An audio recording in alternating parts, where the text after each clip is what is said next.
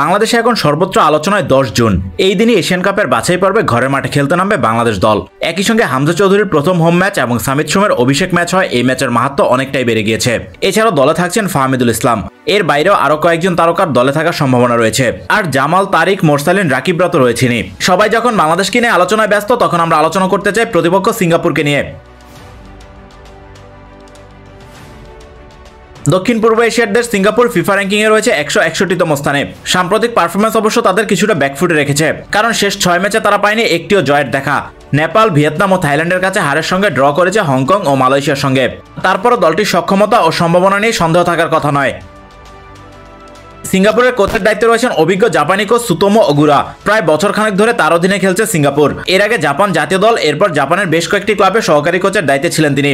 সাধারণত 4-2-3-1 বা 4-1-4-1 ফরমেশন ব্যবহার করে আক্রমণাত্মক ফুটবল খেলাতে পছন্দ করেন তিনি।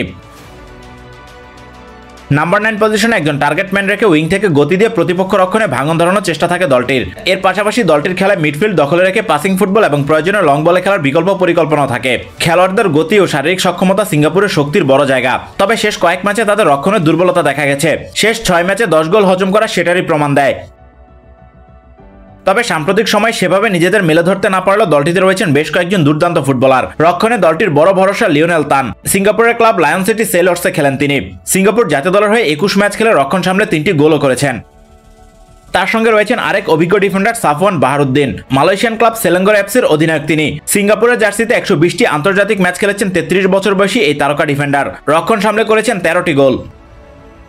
এদিকে বাংলাদেশের বিপক্ষে সিঙ্গাপুরের জার্সিতে দেখা যেতে পারে চ্যাম্পিয়নশিপ লিগে খেলা পেরি এনজিকে। সিঙ্গাপুরের বংশোদ্ভূত এই রাইট ব্যাক বাংলাদেশের বিপক্ষে ম্যাচ দিয়ে আন্তর্জাতিক ক্যারিয়ার শুরু করতে পারেন। মাঝমাঠে রয়েছেন দলটির অধিনায়ক ও সবচেয়ে অভিজ্ঞ তারকা হারিস হারুন। সিঙ্গাপুরের জার্সিতে 140টি আন্তর্জাতিক ম্যাচ খেলেছেন তিনি। ডিফেন্সিভ মিডফিল্ডে খেলা হারুন 11টি গোলও করেছেন। মাঝমাঠের নিয়ন্ত্রণে সিঙ্গাপুরের বড় অস্ত্র দলটির অধিনায়ক। সিঙ্গাপুরের আক্রমণ ভাগের সবচেয়ে বড় ভরসা অভিজ্ঞ স্ট্রাইকার শাওল আনোয়ার। 34 বছর বয়সী এই তারকা চলতি সিঙ্গাপুর প্রিমিয়ার লিগে 29 ম্যাচে করেছেন 18 গোল এবং 11 অ্যাসিস্ট। জাতীয় দলের হয়ে 44 ম্যাচে করেছেন 17 গোল। তাই ঘরের মাঠে বাংলাদেশকে যে বেশ কঠিন পরীক্ষায় ফেলবে সিঙ্গাপুর, সেটা নিঃসন্দেহে বলা যায়। তবে দলটির সাম্প্রতিক অফ ফর্ম এবং জয়ের মধ্যে না থাকায় কিছুটা আত্মবিশ্বাসে ঘাটতি থাকতে পারে। ঘরের মাঠে পরিচিত কন্ডিশনে যার ফায়দা তুলতে চাইবে বাংলাদেশ। সিঙ্গাপুর অবশ্য সর্বোচ্চ প্রস্তুতি নিয়ে বাংলাদেশে আসছে। আগামী 5 জুন দক্ষিণ এশিয়ার আরেক দেশ মালদ্বীপের সঙ্গে প্রীতি ম্যাচ খেলবে তারা। এরপরই ধরবে বাংলাদেশের বিমান। সবকিছু মিলিয়ে সিঙ্গাপুরের বিপক্ষে বাংলাদেশ কেমন চ্যালেঞ্জের মুখোমুখি হবে বলে আপনি মনে করছেন? কোন পরিকল্পনা নিয়ে তাদের বিপক্ষে মাঠে নামা উচিত? আপনার মতামত জানিয়ে দিন কমেন্টে। এতক্ষণ আমাদের সাথে থাকার জন্য সবাইকে ধন্যবাদ।